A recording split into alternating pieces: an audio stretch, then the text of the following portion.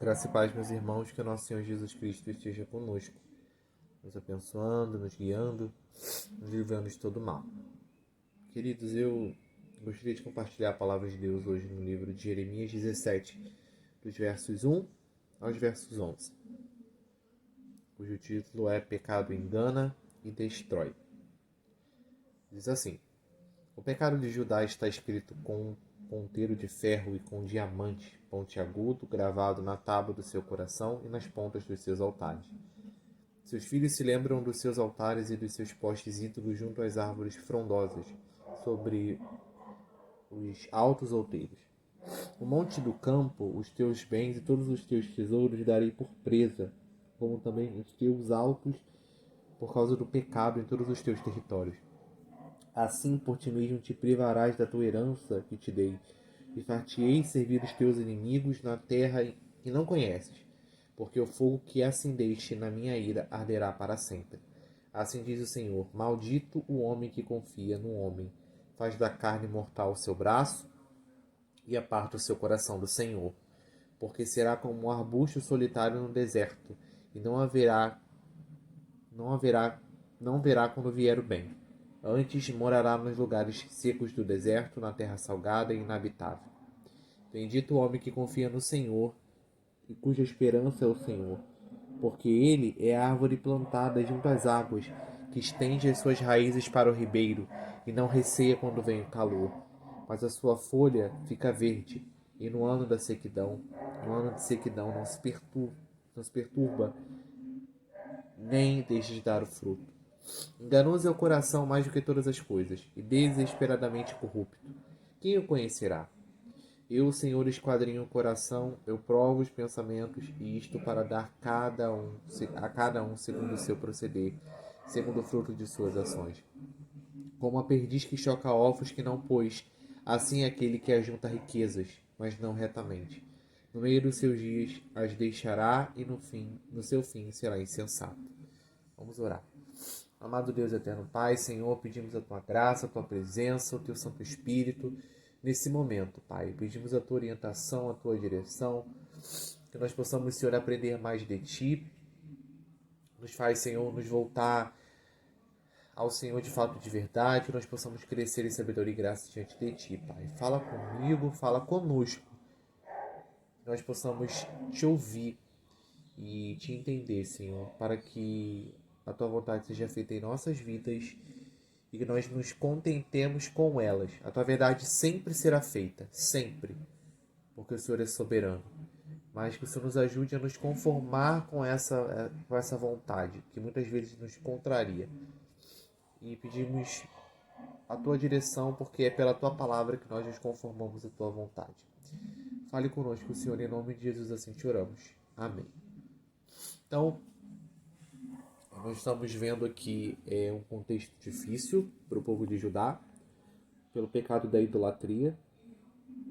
E Deus, ele realmente mostra que ele está muito furioso com esse povo. No primeiro versículo a gente vai ver: o pecado de Judá está escrito com um ponteiro de ferro e com um diamante pontiagudo, gravado na tábua do seu coração e nas pontas dos seus altares. Um pecado tão entranhado dentro de si, um pecado já tão profundo, que Deus, através de Jeremias, ele vai nos dar essa imagem de algo que está bem fixado ali, já deu fruto, negativamente falando, é claro. Então, no versículo 2, ele vai mostrar de que maneira isso aconteceu.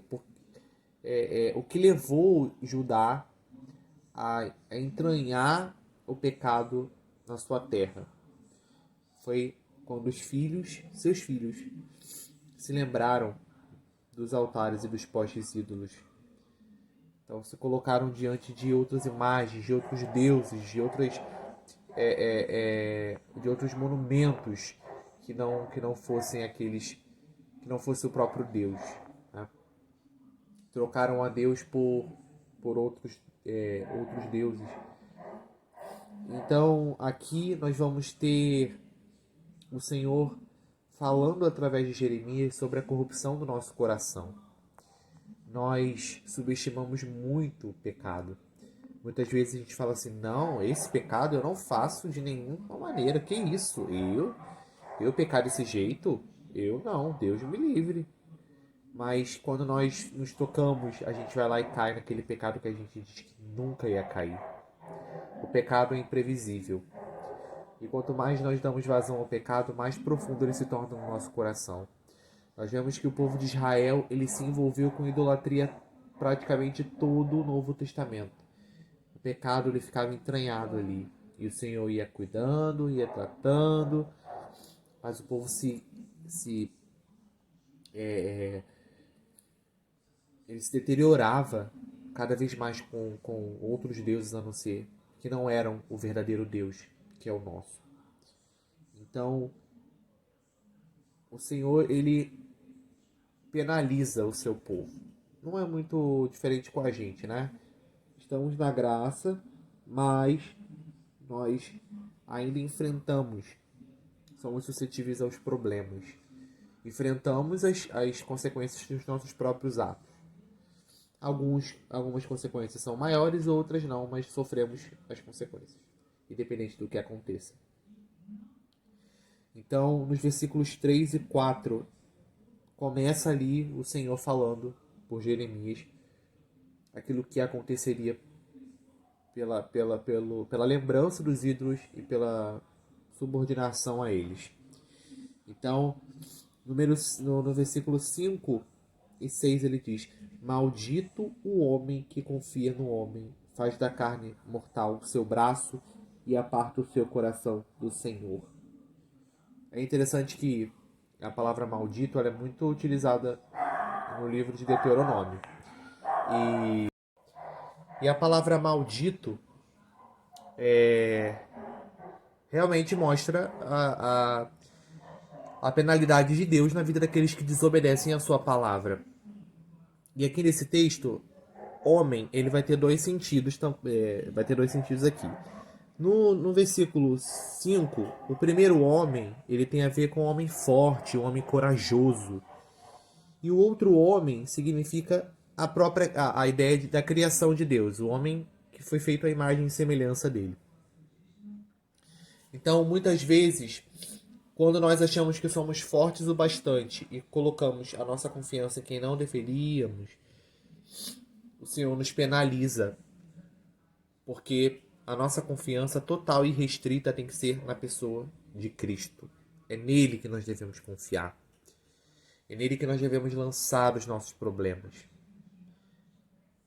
É bom confiar nas pessoas, mas muitas vezes erramos porque depositamos toda a nossa frustração, nosso problema, as nossas angústias em pessoas. Não levamos a quem deveríamos levar aquilo que acontece conosco, não é verdade?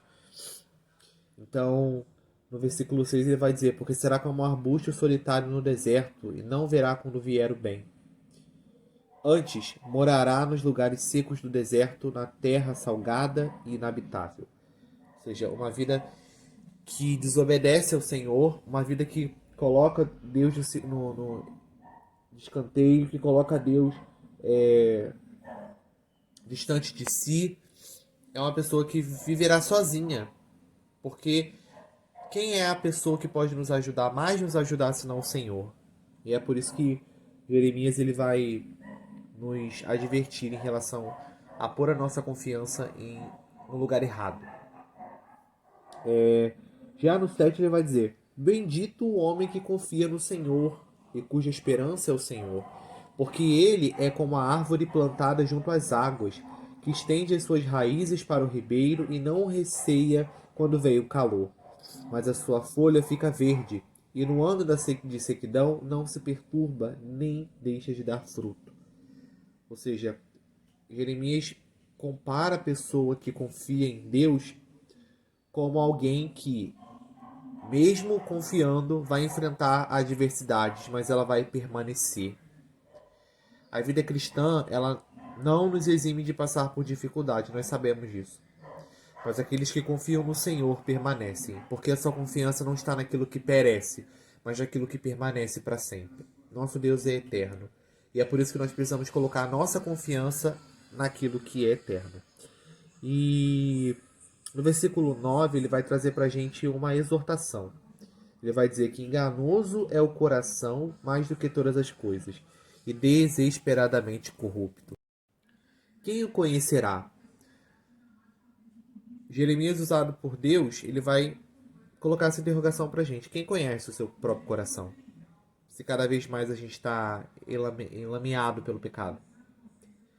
Cada vez a gente peca de maneira diferente, às vezes mais grave do que do que os outros momentos, as outras ocasiões. Então, nosso coração, ele é uma fábrica de ídolos, já dizia Calvino. Cada vez mais nós produzimos ídolos para si, e não é ídolo de pau, de pedra, de gesso. São ídolos que nós criamos. A esposa, o marido, os filhos, os problemas, amigos, situações, faculdade, trabalho. Tudo aquilo que ocupa o lugar de Deus é um ídolo. E o Senhor nos ensina que nosso coração é enganoso. E ele é corrupto. Então, o nosso coração, ele nos engana muitas vezes. Ele nos engana quanto à palavra de Deus, nos mostrando, nos dando sentimentos que... Ah, será que você tem que confiar mesmo? Poxa, hoje você não tá com vontade de ir pra igreja. Então não vai, fica em casa. Eu tô cansado, né? É melhor ficar em casa. Nossa, eu não tô com vontade de ler a Bíblia hoje. Acho que eu vou deixar, eu não tô sentindo vontade. Então o coração nos engana porque o nosso sentimento tá ali, tá envolvendo, tá nos dando uma atmosfera de conforto, uma atmosfera de procrastinação. Então ali tá tudo bem pra nós não fazer aquilo. Então, por isso a Bíblia deixa bem claro a enganosidade do coração. A maneira como o coração nos leva por caminhos que Deus não deseja. Por isso que todos os dias precisamos pedir a Deus que cuide do nosso coração. Que as nossas intenções elas sejam verdadeiras, nossas intenções sejam corretas diante de Deus. Ele vai dizer: Eu, Senhor, no 12, esquadrinho o coração, eu provo os pensamentos, isto para dar a cada um segundo o seu proceder, segundo o fruto das suas ações. Então, o Senhor é que mostra a sua soberania sobre o seu povo, sobre todas as coisas. Então, ele esquadrinha o nosso coração. E aí fica o questionamento, né? Como está o nosso coração diante de Deus? É uma coisa que eu, particularmente, me questiono. E eu preciso valer para mim. Como está o meu coração diante de Deus? Como está a minha vida diante dele? Como está a sua vida diante de Deus? Como está o seu coração diante dele? E ele diz que vai nos dar o proceder de acordo com as nossas ações. Aquilo que nós fazemos, nós colheremos também. E o que nós temos feito, plantado? Quais serão os nossos frutos de acordo com aquilo que a gente tem agido?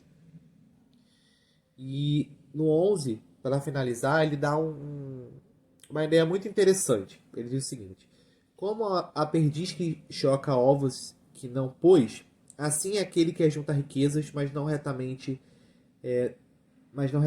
No meio de seus dias as deixará e no seu fim será insensato. Essa expressão perdiz que não choca ovos, ela é um ditado. Porque nessa visão, a, a, a perdiz, ela não choca apenas os seus próprios ovos. Então, quando os filhotes eles olham para a perdiz e não acham que é a sua mãe, o que eles fazem? Eles fogem, eles saem, eles abandonam ela. Então, da mesma maneira, quem usa suas riquezas de maneira errada para o seu próprio bem e quem coloca isso na frente da sua própria vida, da sua relação com Deus, não prosperará. Pelo contrário, o seu futuro, o seu fim será completamente diferente daquilo que ele pensa. Porque é uma insensatez sem tamanho colocar a nossa confiança em bens materiais, porque eles se dissipam. Então que o Senhor possa falar ao nosso coração. Vamos orar. Senhor, muito obrigado por esse dia, Pai. Obrigado pela Tua presença, pelo Teu Espírito. Obrigado, Senhor, pela Tua graça.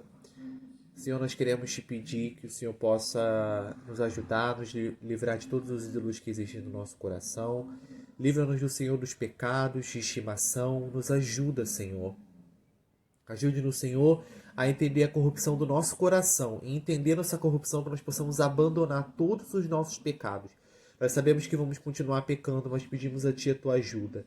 Ajude-nos, Senhor, com aqueles pecados que nós não deixamos de cometer ainda, aqueles pecados que ainda persistem em continuar. Nos ajude na luta contra eles, Senhor.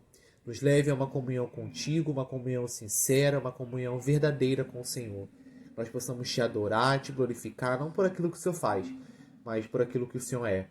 Nos ajude a confiar apenas em Ti. Não nos deixe confiar no homem como nós devemos confiar em Ti. Não nos deixe confiar na força do nosso próprio braço. Pelo contrário, a nossa força vem do Senhor. A nossa força é fraca sem Ti. Em Ti nós somos fortes, sozinhos nós não somos nada. Somos gratos por tudo, Senhor, em nome de Jesus. Amém. Que Deus nos abençoe, irmãos.